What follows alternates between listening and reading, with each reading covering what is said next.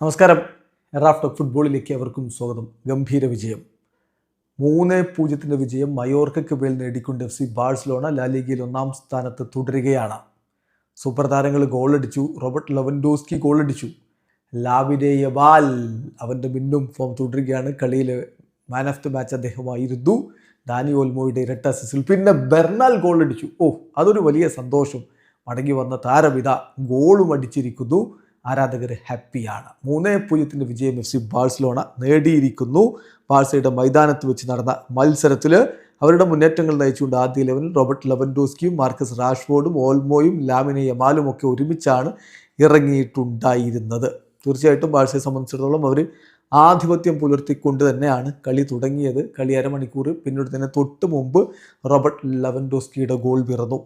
ഇടവേള സമയത്ത് അവർ ഏകപക്ഷീയമായ ഒരു ഗോളിന് മുന്നിലായിരുന്നു. രണ്ടാം പകുതിയിൽ ലാമിനെ യമാലിൻ്റെ ഗോൾ പിറക്കുന്നു 61-ാമത്തെ മിനിറ്റിൽ. അതോടുകൂടി ഇപ്പോൾ അദ്ദേഹത്തിൻ്റെ കരിയറിൽ ആദ്യമായിട്ട് ലീഗിൽ ഡബിൾ ഡിജിറ്റ് ഗോളുകളിലേക്ക് എത്തിയിരിക്കുകയാണ്. കഴിഞ്ഞ തവണത്തേക്കാൾ കൂടുതൽ ഗോളുകൾ ഇപ്പോൾ ഓൾറെഡി ആയി കഴിഞ്ഞു. ഇനിയും 15 ലീഗ് മത്സരങ്ങൾ ബാക്കിയുണ്ട് എന്ന കാര്യം കൂടി ശ്രദ്ധിക്കുക.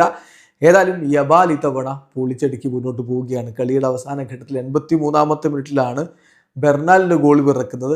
3-0 തകർപ്പൻ വിജയത്തിലേക്ക് അതോടുകൂടി FC ബാഴ്സലോണ കടന്നുപോയി. 23 കളികളിൽ നിന്ന് 58 പോയിന്റുമായിട്ട് ലാലിഗയിൽ 1-ാം സ്ഥാനത്ത് തന്നെ ബാഴ്സലോണ വിരാജിക്കുകയാണ്. 22 കളികളിൽ നിന്ന് 54 പോയിന്റുള്ള റയലാണ് 2-ാം സ്ഥാനത്ത്. റയലിനിപ്പം 4 പോയിന്റിൻ്റെ വ്യത്യാസമുണ്ട് റയലുമായിട്ട് ബാഴ്സയ്ക്ക്.